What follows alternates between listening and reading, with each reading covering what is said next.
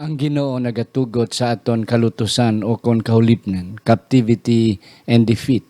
Tungod sa katig-a kag batinggilan sang aton mga tagipusoon kag sang aton tingkoy. Apang siya may ara man nga timetable o kon mga takna oras tion sa pagkuha sa aton gikan sa sini. Ini lamang aton kamunuan sang aton pagtuon sa sini nga semana.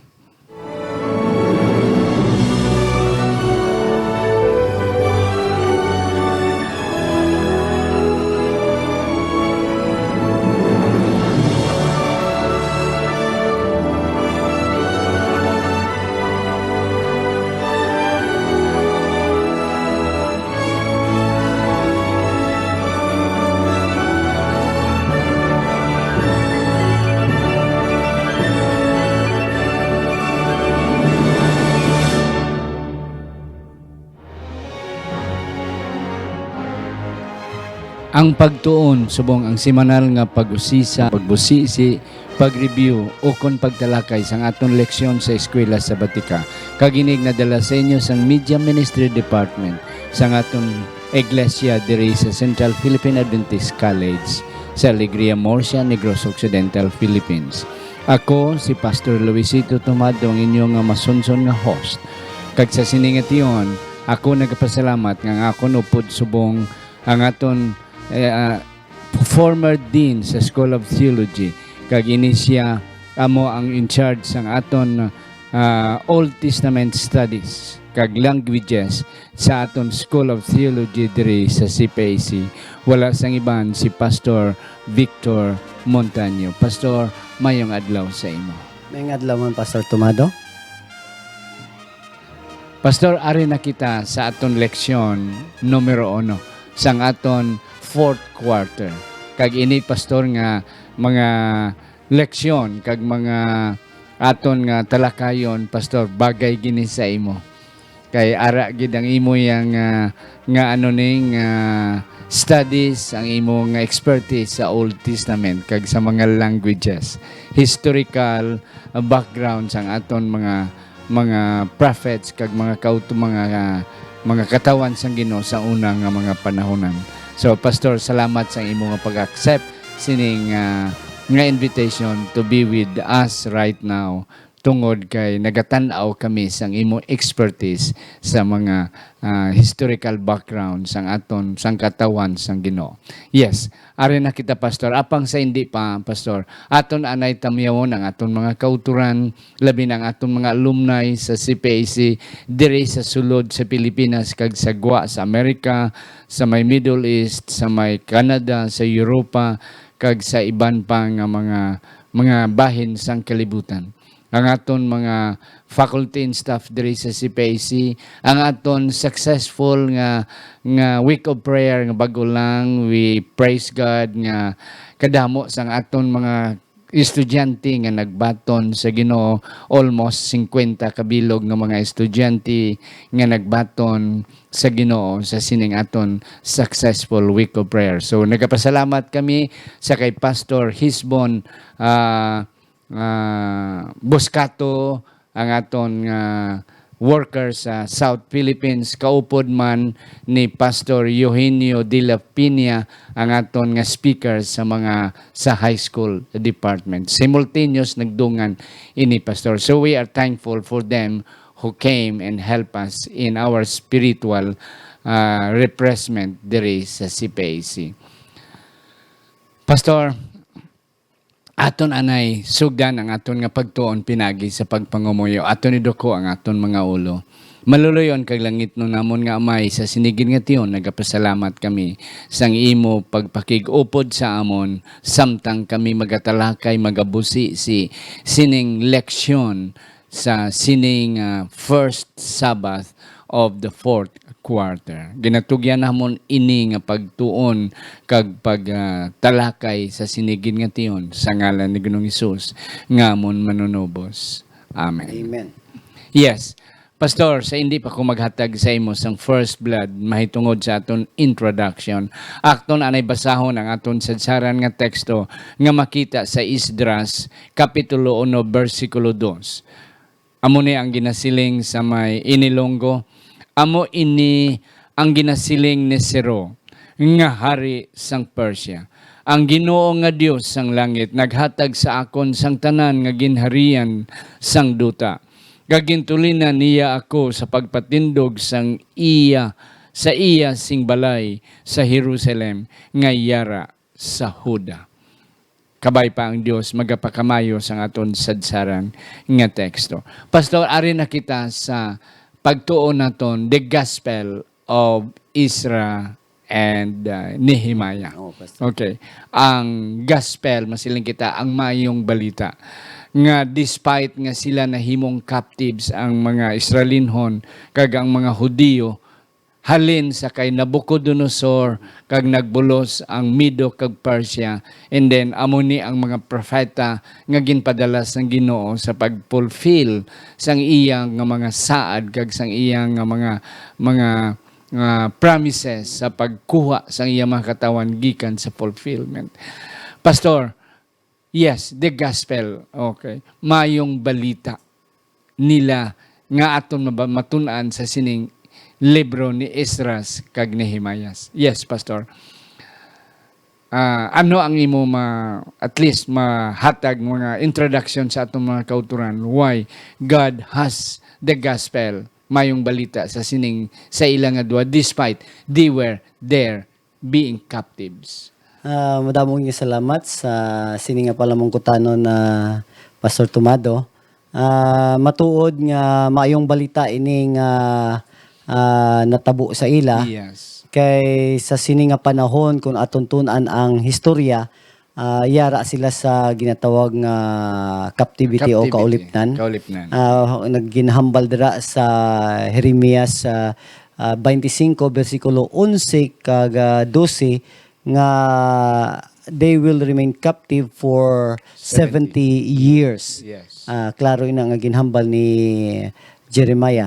So nagapaabot gid ang katawhan sang Ginoo kung sano ini matabo. Kag natabo gid man nga gitagaan sila ang ilang mga prayers, gitagaan sang sabat sang aton Ginoo. Yes. Kag natuman gid man ang saad sang Ginoo nga kuhaon sila sa ilang kaulipnan kag dalon sila liwat dito sa promise land sa Jerusalem, Pastor. Pastor, 70 years 70 ang years. gintigana. Oo. Nga ang 70 years, Pastor, no? Oo. Nga ang may sa Biblia may 40 years, may 70 years, and damo pa nga mga tinuig. Pero ang Ginoo bala, Pastor, do may ara bala nga klase sang timetable nga itugutan niya ina and then iyaman kwaon. For what Pastor. reason, Pastor? Have you tried imagining why God is allowing His people to experience hardship and then eventually iya mangyapon kwaon gikan sa mga kapipitan nga naangkon sa iyang mga katawhan? Kung aton tunan naton ang background sini kun nga aman na may ara sa gitawag captivity, aton nahibalan nga prior to this ang mga katawhan sang Israel naghimo sang isa ka butang hindi kahalimutan sa Ginoo. Yes, so. And ang problema gid nila, Pastor, nga they are always committing idolatry or they worship idols, Pastor. Amo gina, Pastor, agawan ko amo ginang number one nga ginakainitan sa Ginoo nga magsimba sa iban nga Dios, sa liwan nga Dios. Yes, Pastor. Kag tapos ini sa amo nga bagay bangod sang ila sa wala nila pag-fulfill sang promisa nila sa Ginoo. Yep. Nga tumanon ang iyang palatukuran, gintugutan sang Ginoo, or this a part of not gintugutan kundi nakadawat sila sang ginatawag nga paghukom sang Ginoo. Yep. This is part of God's promise to them. Kung atong tan-awon diri sa Deuteronomy 27 kag 28, nagpromisa gid man ang Ginoo sa ila sang blessings, but aside from blessings, nagpromisa man ang Ginoo sa ila sang curse. Yeah. Or kag amo na makita nato nga madamo nga curses dira sa covenantal relationship nila. Kag gintupad lang, ginhimo lang sang Ginoo ang Gintuman sa ang ginsaad kay kung sila obedient, may ara sang blessing, apang they were disobedient. So ara ang ginatawag nga paghukom sa ila. So nga aman 70, pastor, kay kung atong kanon ang number 7 is about what? Is about perfect number, and it's about rest, pastor mo. Bangod sang ilang paglapas ang duta sa Jerusalem, sa Huda, na nakapahuway sang 70 years. So the land had a rest for 70 years from this idolatrous worship nga ginhimo sa mga katauhan sang Israel. Ay kanami, pastor. That's the first time I heard it nga. At least gintugot sang Ginoo for exactly 70 years kay gusto sang Ginoo nga at least ay nang mga idolatrous worship nila makapahuway ang duta sang Jerusalem. Nakapahuway gid man ang duta, nag-rest gid man for 70 years. Pastor. Yeah, and that's correct. Okay. Pastor, ang background sini nga at least ang una gid nga nagluto sa Jerusalem amo si Nabucodonosor. Okay, nakuha niya ang mga batanon kag ang mga able men and women. So sila si tuupod ni Daniel, ni Shadrach, ni Meshach kag ni Abednego.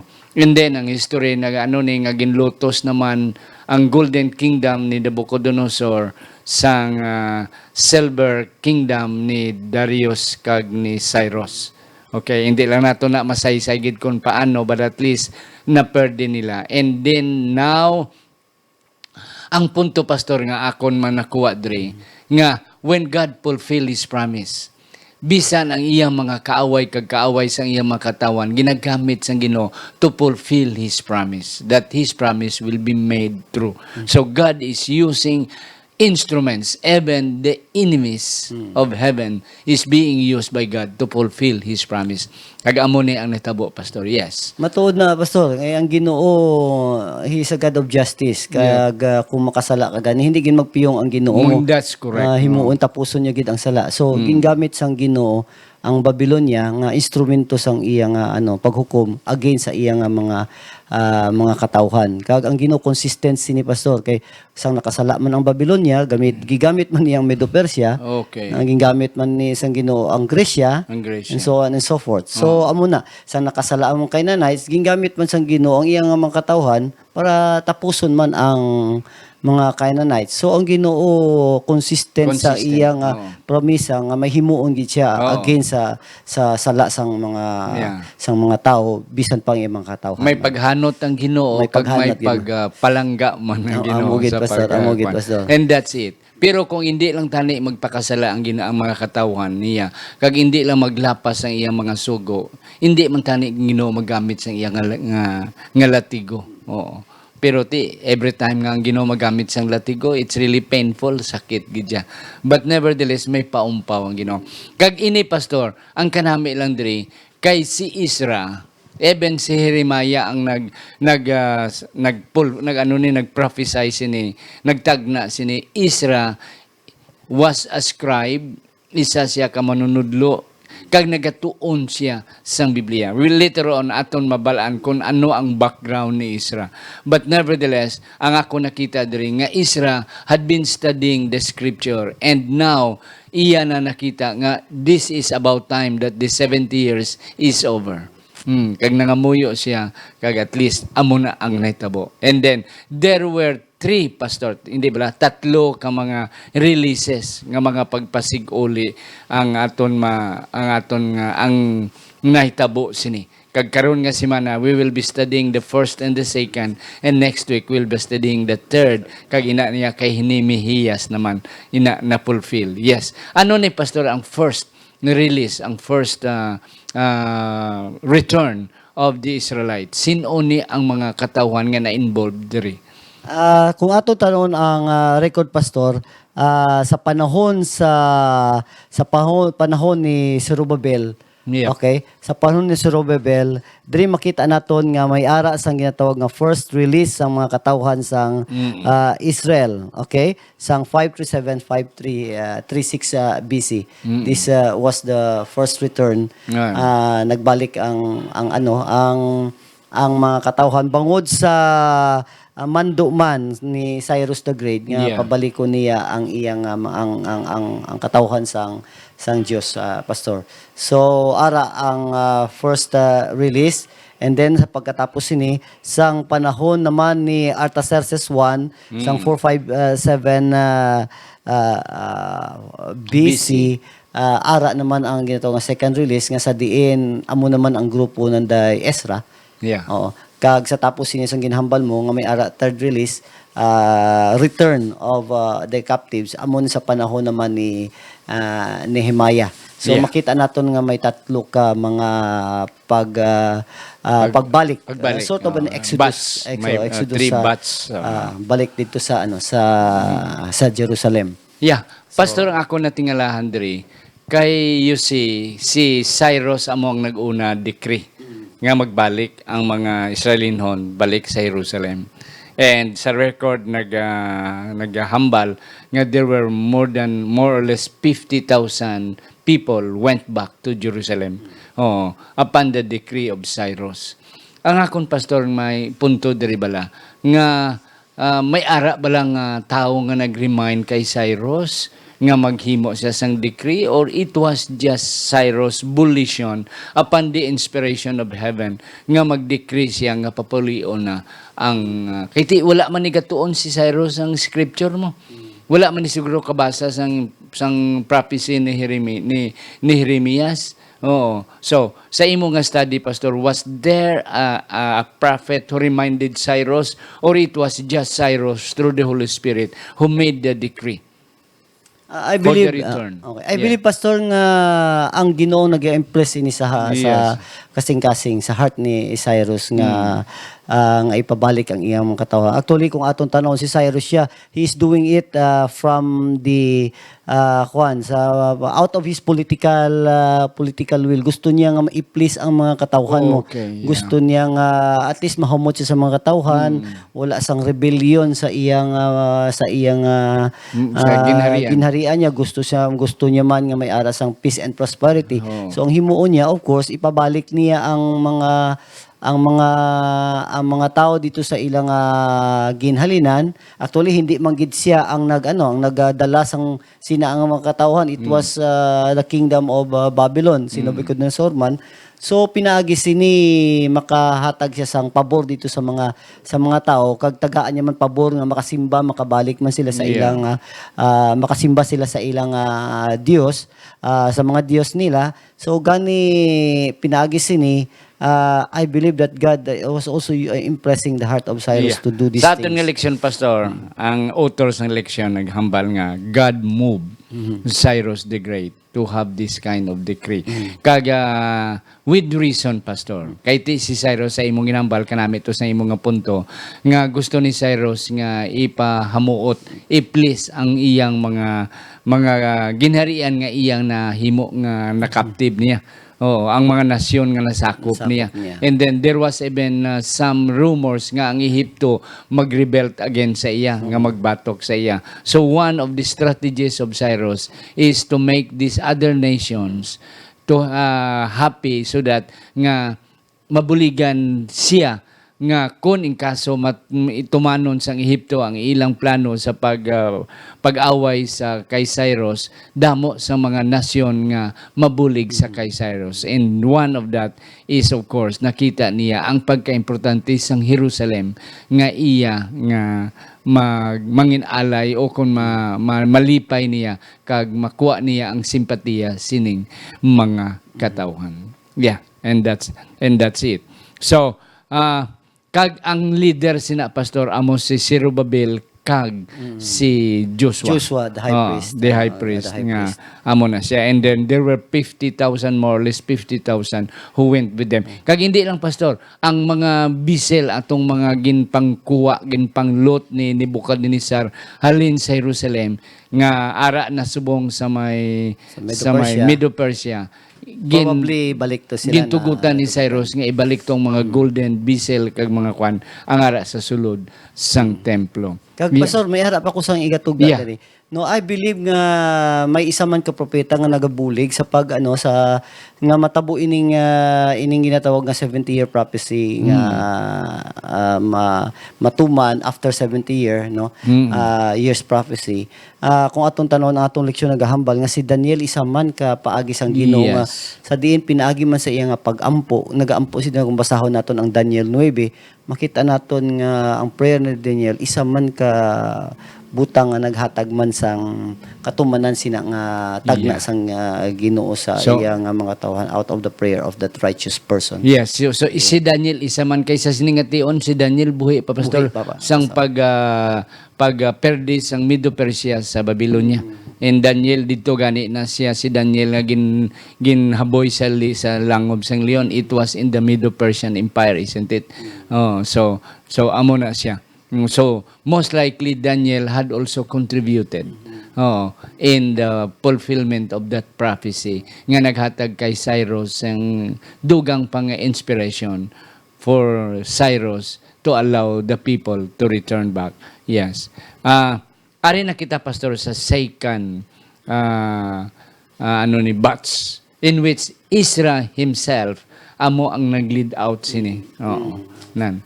Kagang kanami, Pastor, kay si Artaxerxes na ang Artaxerxes amo ang naghatag decree o nag-allow sa kay Daniel sa kay Cyrus. No, it was Darius. Ang nag-allow sa kay Cyrus sa kay Ezra nga magpauli. Yeah.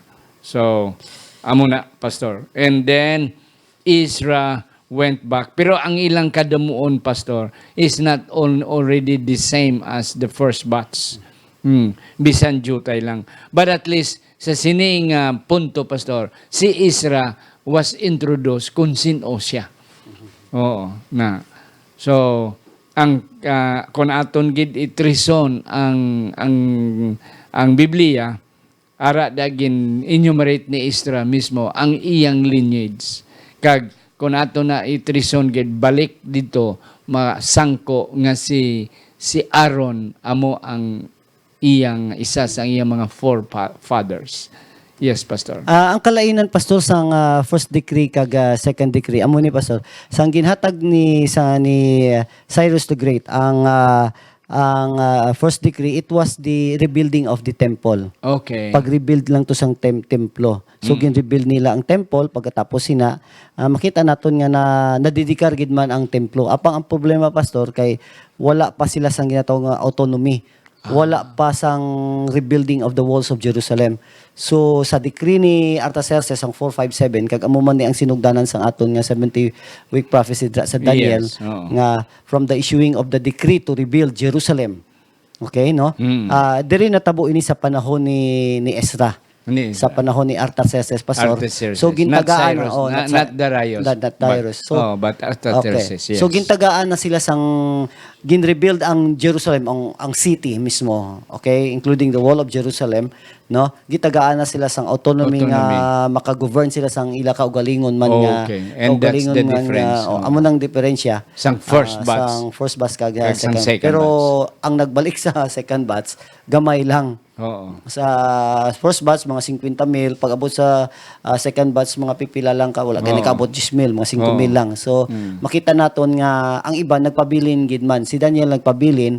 Siguro ang mga katawhan nga nagpabili, hindi naman sila gusto silang magpuyo dito. Daganahan naman sa Medo Persia, namian na to sila. So dito na nagpabilin sila. Pero sa aton mga OFW nga hindi na magpuli Pilipinas, kay Dumayo na itong hilakaintang dito sa ibang lugar. And that's correct. So, ang diferensya, Pastor, during the first batch with Zerubbabel and Joshua, though the temple was rebuilt, pero wala sila sang autonomy. Wala sila sang autonomy. Hindi sila makapangwa sa mga taxes, kag sa mga, wala sila sang power.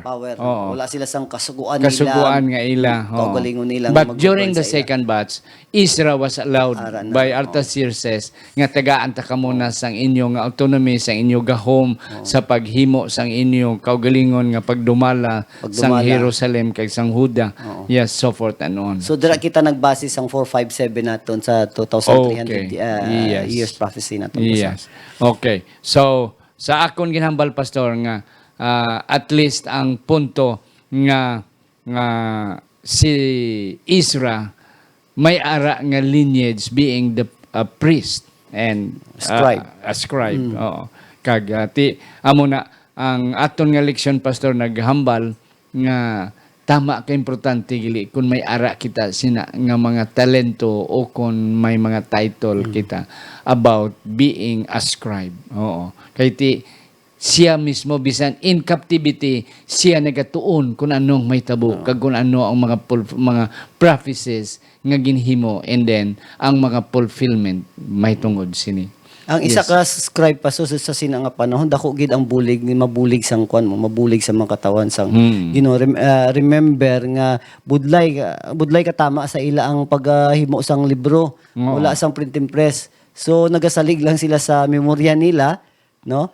Gina-memorize lang scripture kag nagasalig man sila sa scribe among gasulat sang kag ang pagsulat sa una hindi hapos kag parchment ang ginagamit. So si Ezra amo na ang dedikasyon sa iyang kinabuhi. He studied the Bible, ang scripture, kag hindi lamang nagtuon siya sa Biblia, kundi siya man nagasulat man sang pulong sa Dios.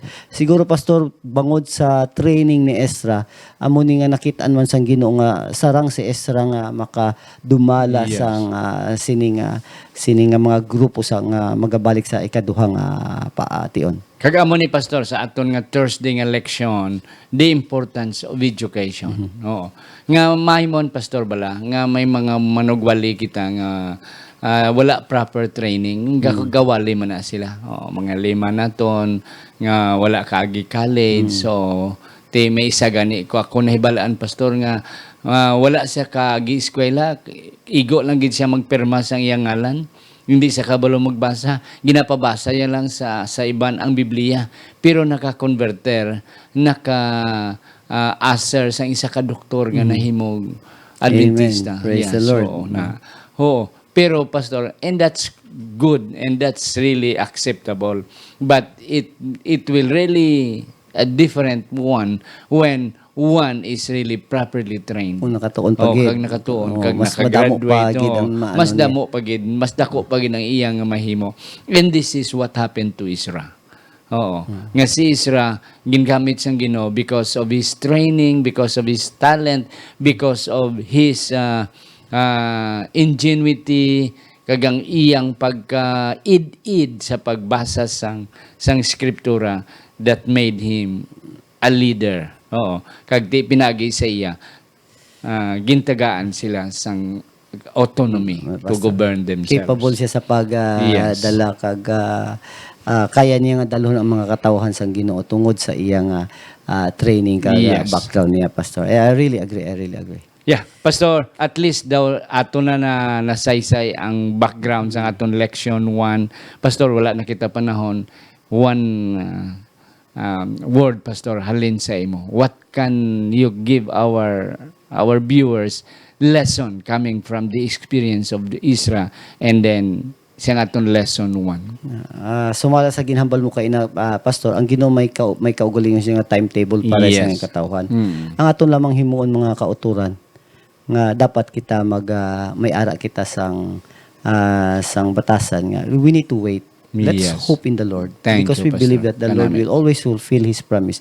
Because He is not slack concerning His promise. He will fulfill it as long as we are, kung kita tinuman lang sa iya, obedient sa iya. Yes. Mga kauturan, salamat, pastor. Ang isa man sa mga practical lessons kag mga insights nga aton makuha sa aton leksyon number 1 karon is that, of course, ginambal ni pastor kaina nga ang Ginoo hindi gid Ginoo gid siya. Iya gid hindi gid siya malipat sa iyang mga ginahambal nga pinahanta kamo kung makasala kamo. Pero na sa akon nga nanay, pastor, so na hindi ko madumduman siling niya kung ang gantangan puno na kalison gid. So ang meaning sina nga pinahan hanuton gid kamo o kung paliksyonon gid kamo, and that's correct. So ang Ginoo, pastor, amo man na. But nevertheless, ang kanami lang sang Ginoo kay may ara siya paumpaw. Kag may ara siya timetable. We are still God's children. We have been sinning against God, but yet mga kauturan ang kanami lang kay we remain to be God's children. Ti sinanay ko, Pastor, bisan ano niya nga hanod sa akon, palangga mong gyapon niya ako, kay anak niya ako. And we the same with God. We are God's children. And one day, God will fulfill His promise. Mga utod, hindi lang kita ginmalipat. Nga ang Ginoo magsaad, hindi gina siya malipat sa iya mga saad because He is God. So kabay pa ang Dios magapakamayo sa aton, kag kabay pa nga may mga leksyon kita nga nakuha, mga kauturan, damo pagid sang aton mga leksyon. Ini ang amon ginhimo ni Pastor Montaño, ni Dr. Montaño, are just the introduction of our lesson for this quarter. But we will be learning a lot insights and lessons, mga kauturan, coming from Ezra kag kay Nehemiah. Ang Dios magapakamayo sa aton. Aton pagatakpan ang aton pagtuon pinagi sa pagpangamuyo ni Pastor Montaño. Pastor. Ginahatag namon sa imo Ginoo ang pagdayaw, pagpasalamat. Bangod ikaw nagfulfill sa imo nga promise sa imo nga mga katawhan sa una pagid. Tagkabalo kami Ginoo nga sa amuman nga batasan nga imong ginpakita sa imong katawhan, igahatag man nimo sa amon. Gani Ginoo, nagapatigid kami, ikaw man maga-fulfill sa imong promise sa amon, buligi kami Ginoo nga ihatag ang amon ang paglaom dira sa imo, magatuo kami sa imo kag magahulat, pinaagi sini may ara kami sang kadalagan sa amon nga pagkinuboy sini nga kalibutan. Madamong salamat Ginoo sa leksyon nga amon gitun-an subong, sa ngalan ni Jesus kami nagapangamuyo. Amen.